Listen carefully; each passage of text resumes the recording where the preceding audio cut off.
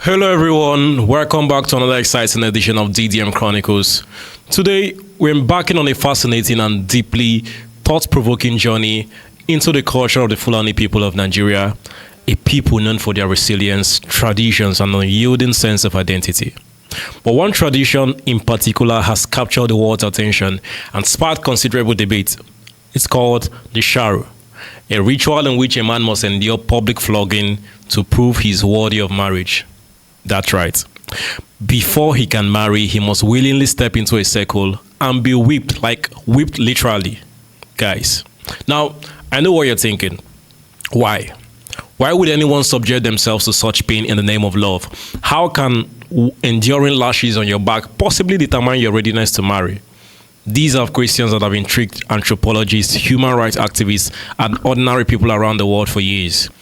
But to understand the Sharo, we have to go deep into the history, values, and the worldview of the Fulani people. This isn't just about physical endurance, it's about courage, emotional control, and ultimately cultural pride. So sit back, relax, or maybe brace yourself as we uncover the origins, significance, and modern debates surrounding the Fulani Sharo tradition. Trust me, this is a story you won't forget. To truly understand the Sharo tradition, we first need to understand the Fulani people themselves. The Fulani, also known as the Pearl or Fula, are one of the largest ethnic groups in Africa, spread across over 20 countries, from Senegal on the west to Sudan in the east. In Nigeria, they are one of the most prominent tribes, renowned for their nomadic lifestyle and cattle herding. Life as a Fulani herdsman is tough. There's no sugarcoating it. These communities often migrate hundreds of miles each year in search of grazing land for their cattle, enduring harsh climates, isolation, and even conflict. Strength, resilience, and self-control aren't just value traits, they are necessary for survival. The Sharo tradition is a reflection of this way of life. It's a rite of passage for young men, a test to prove they can endure the physical and emotional challenges that life will inevitably throw their way. And let's not forget the Fulani deeply value pride and reputation. The Sharo is as much about family honor as it is about strength. So where does the Sharo tradition come from? Its roots can be traced back hundreds of years to the warrior culture of the Fulani people. Now, historically, young men were expected to be strong and fearless, not just for their own survival, but to protect their families and communities. In Fulani society, marriage is not just about love, it is a union that carries significant social and economic responsibilities. A man must prove that he's ready to shoulder these burdens, and the Sharo provides a public stage for him to do so. Now, here's how it works. During the Sharo ceremony, a young man who wishes to marry steps forward in front of the entire community. He faces a flogger who is often a respected elder or a skid peer and must endure a series of lashes, sometimes as few as five and sometimes as many as 30. But here's the catch: he cannot flinch, cry out, or show any visible signs of pain. Doing so will be considered a failure, not just for him, but for his family, who may lose respect in the community. If he succeeds, the community cheers, the elders nod in approval, and his prospective bride and her family see him as a worthy husband. But if he falters, the consequences can be humiliating. In some cases, the marriage proposal may even be rejected.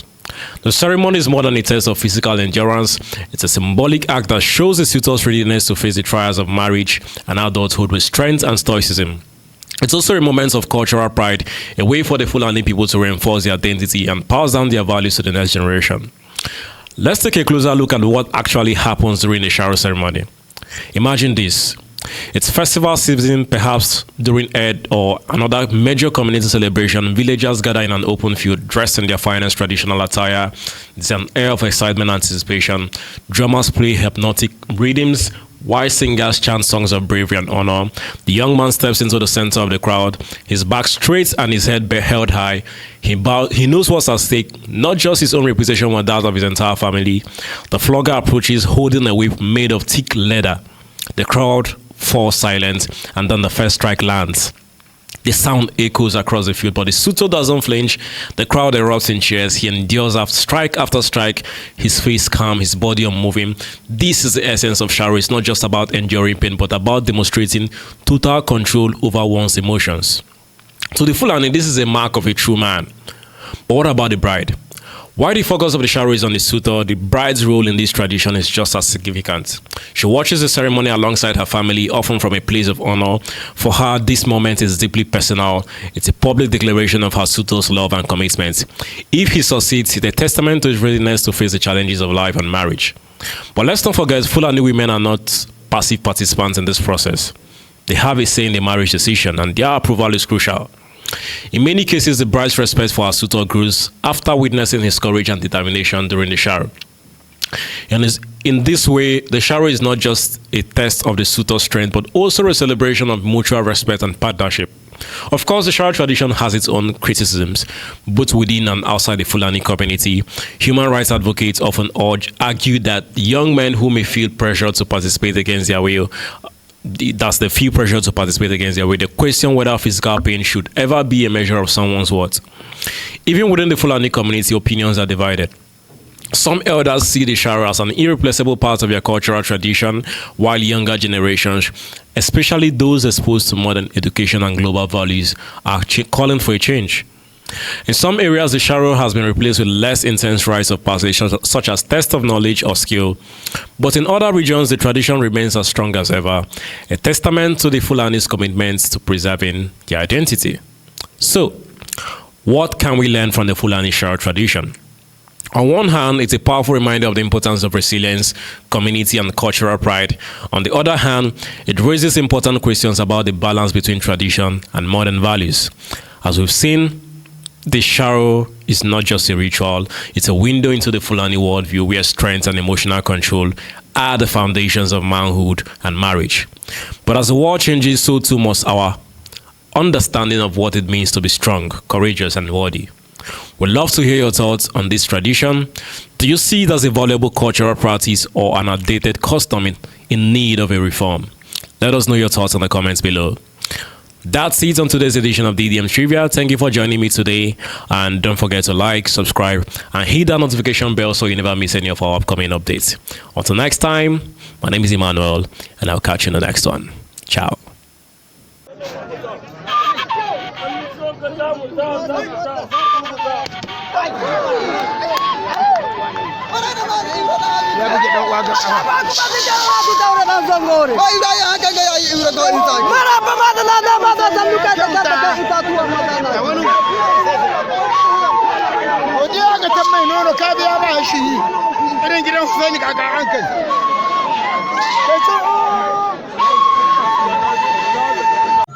Thank you.